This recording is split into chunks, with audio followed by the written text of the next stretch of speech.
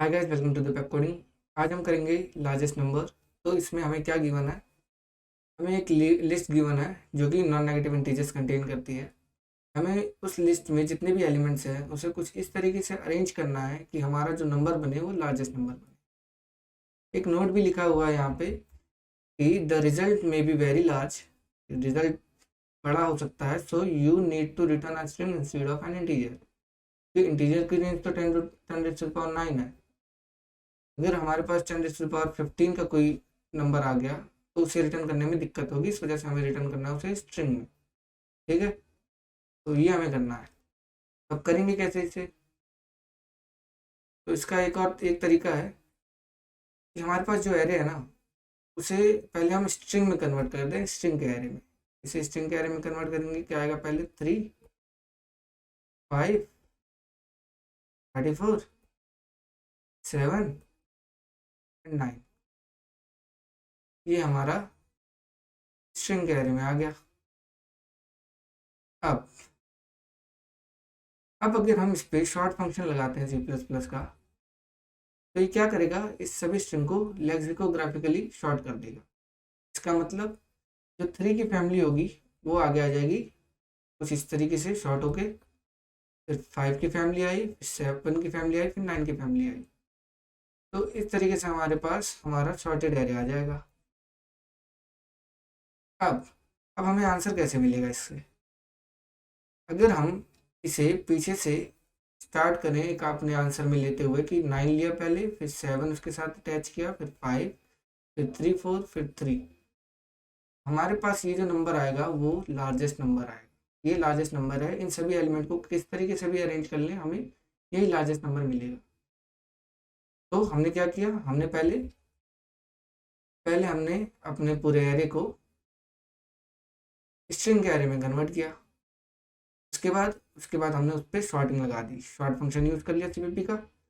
और फिर जो हमारे पास शॉर्टेड आया उसे पीछे से आंसर लाते हुए ऐड करा दिया। तो 9 से बड़ी वाली वैल्यू ही हमें लार्जेस्ट वैल्यू दिला सकती है, तो पहले हमने बड़ी वाली वैल्यू लगाया 9। फिर हम लगा रहे थे उससे छोटी वाली वैल्यू यानी कि 7, फिर उससे छोटी वाली वैल्यू यानी कि 5, फिर उससे छोटी वाली 34, फिर उससे छोटी वाली। तो हम पीछे से ट्रेवर्स करके आए और हमें हमारा आंसर मिल गया। तो ये बहुत ही सिंपल तरीका है करने का।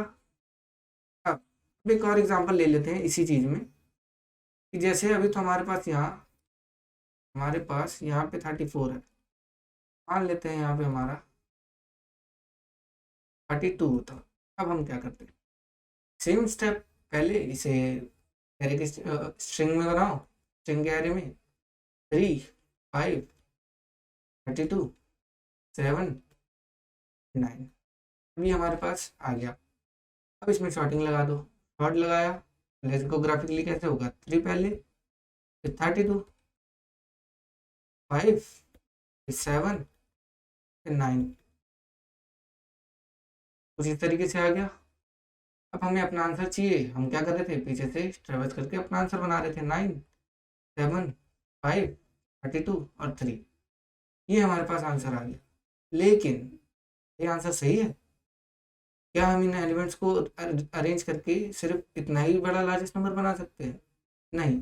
यहाँ पर हम देख रहे हैं, फिर हम 9, 7, 5, इसके बाद 32 की जगह पहले 3 को लगा दें, फिर 32 को लगा दें। अब हमें जो वैल्यू मिलती है ना, वो इससे भी बड़ी मिल जाती है। यानी लार्जेस्ट नंबर ये है, ना कि ये। तो अब हम ये करेंगे कैसे?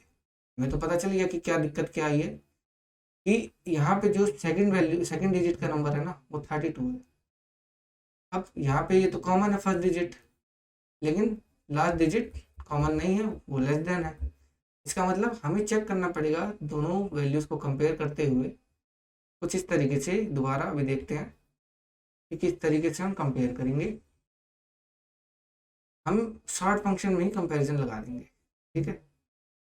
अब क्या है हमारे पास? मान लो शॉर्ट फंक्शन क्या करता है? कंपेयर फंक्शन दो वैल्यूज़ को लेता है, कंपेयर करके शॉर्ट कराता है। अब इन दो वैल्यूज़ को मान लो लेता है, चलो हाँ, इन दोनों वैल्यूज़ को ही ले रहा है। तो ए वैल्यू हुई 3, बी वैल्यू हुई 32। अब शॉर्ट किस हिसाब से करेगा? अब हम क्या करेंगे? हम इन दोनों वैल्यूज से कौन कौन सी वैल्यूज बन सकती हैं जो, और उनमें से जो बड़ा वैल्यू होगा उसके हिसाब से हम सॉर्ट करा देंगे। जैसे अगर हम a प्लस बी करते हैं तो हमें क्या मिलता है 332।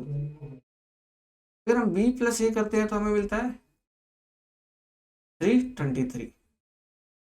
तो इन दोनों में से बड़ा क्या है, हमारे पास बड़ी वैल्यू है ये 332। इसका मतलब जो a है वो बड़ी वैल्यू है, सॉर्टिंग असेंडिंग ऑर्डर में हो रही है, हमारे लिए तो 3 बड़ी है ना। हमने हमने अपने फंक्शन को कुछ इस तरीके से सॉर्ट करा दिया। अब जो सॉर्टेड वैल्यू आएगी वो कुछ इस तरीके से आएगी कि 32 आगे हो जाएगा। 32 क्या कहेगा, मैं 3 से छोटा हूँ। क्यों? क्योंकि a प्लस बी करने पे 332 बड़ा आया, बल्कि b प्लस ए जब हम कर रहे थे तो वो छोटी वैल्यू थी। तो मतलब 32 को अगर मैं आगे रखता हूँ तो हमें छोटी वैल्यू मिलेगी, और 3 को अगर मैं आगे रखता हूँ तो बड़ी वैल्यू मिलेगी। इसका मतलब 32 हमें छोटी मिल गई। इसके बाद 3, के बाद 3 आया शॉर्ट में, फिर आया 5, फिर आया 7, फिर आया 9। एक बार इसे फिर से देख लेते हैं दोबारा समझने के लिए कि हमने किया क्या।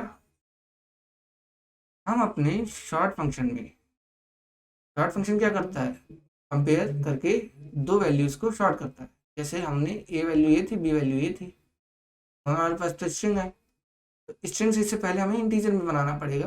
तो यहाँ पे हम क्या करेंगे, टाइप कास्ट कर देंगे, वो तब की तब देख लेंगे। अभी इसे देखते हैं कि ए प्लस बी करने पे हमें क्या वैल्यू मिल रही थी, 332 मिल रही थी।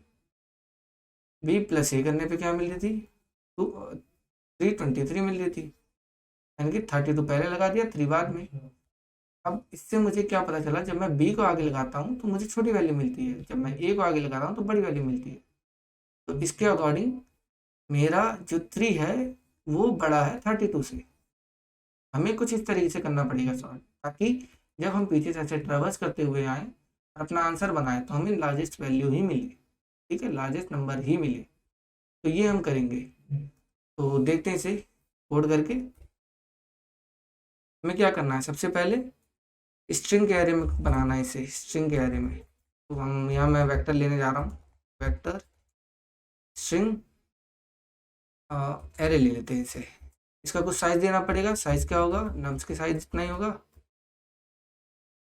ठीक है, अब सबको आइटरेट करा के इससे नम्स से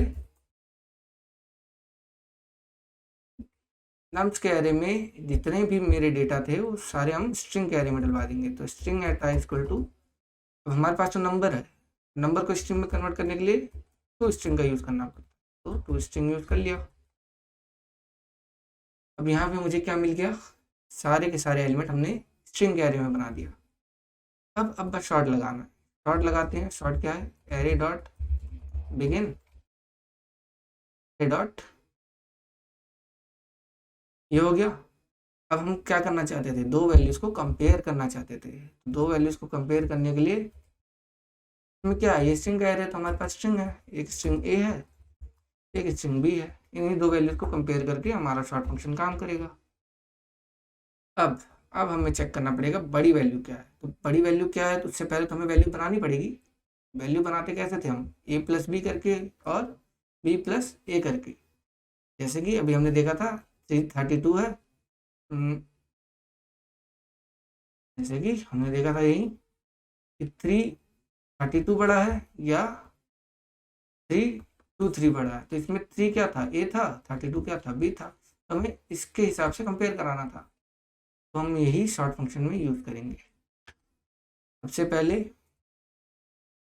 ए बना देते हैं, स्ट्रिंग 1 s1 ए प्लस बी कर देते हैं पहले, क्योंकि ये स्ट्रिंग में है हमें इसे इंटीजर में लेना होगा। यहाँ मैं लॉन्ग में ले रहा हूँ, शायद हमारा रेंज 10⁹ से ज़्यादा हो, इस वजह से लॉन्ग में ले रहे हैं। वैल्यू वन क्या होगा, अब लॉन्ग में कन्वर्ट करने के लिए स्ट्रिंग को एक फंक्शन होता है stol, ये क्या करता है, ये स्ट्रिंग टू लॉन्ग कन्वर्ट कर देता है। स्ट्रिंग क्या है मेरा s1, लॉन्ग वैल्यू हमें मिल गई, सिर्फ ए प्लस बी वाली मिली है।